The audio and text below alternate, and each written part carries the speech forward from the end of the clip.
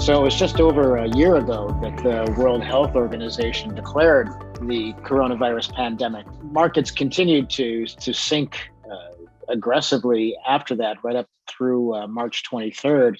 And then we started to see the rebound. But if you look at it on a last 12 months basis from the end of the first quarter, okay, admittedly, this is after a sell-off. We had just incredible returns. It tells us a couple of things. One is that, I mean, there's the old saw, don't fight the Fed.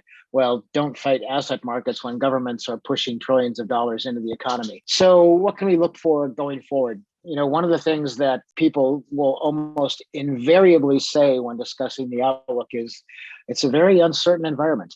That said, there are a number of things that we can state with utter certainty over the next couple of months.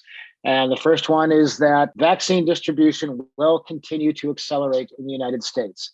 And as a result, we're going to see just a huge increase in economic activity. And hand in hand with that, we're going to see a big increase in inflation measures.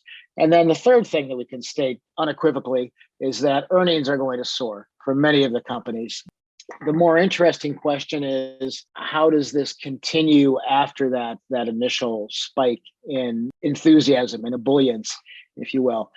There are, of course, some other politically or government-inspired issues that are entering the calculus, and will have an effect on not only how the overall market performs, but also when you look at things like the infrastructure, will have a significant impact on the types of companies, the sectors that we see the strongest performance.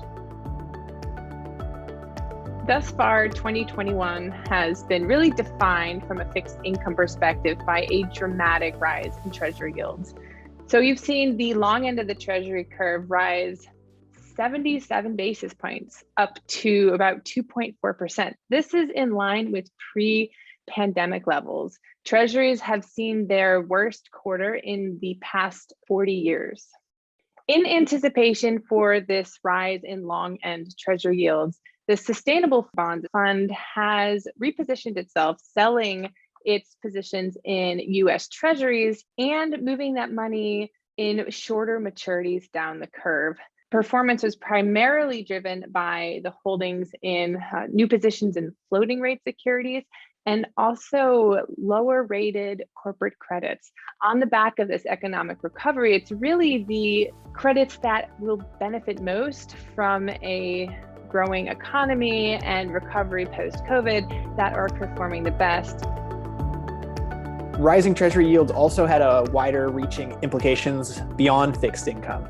We saw increasing demand for US dollars and weakening demand for gold as the opportunity cost of holding gold had now gone up.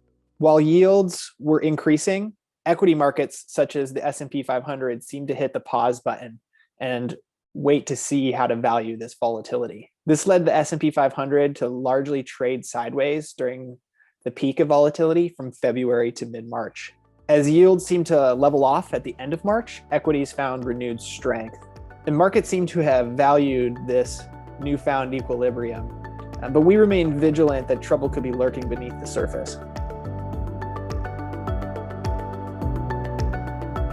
Performance data quoted herein represents past performance and is no guarantee of future results. Investment return and principal value of an investment will fluctuate so that an investor's shares, when redeemed, may be worth more or less than their original cost. Current performance may be significantly higher or lower than data quoted herein. Performance current to the most recent month end can be obtained by visiting SaturnaSustainable.com or by calling toll-free 1-800-728-8762. Please consider an investment's objectives, risks, charges, and expenses carefully before investing.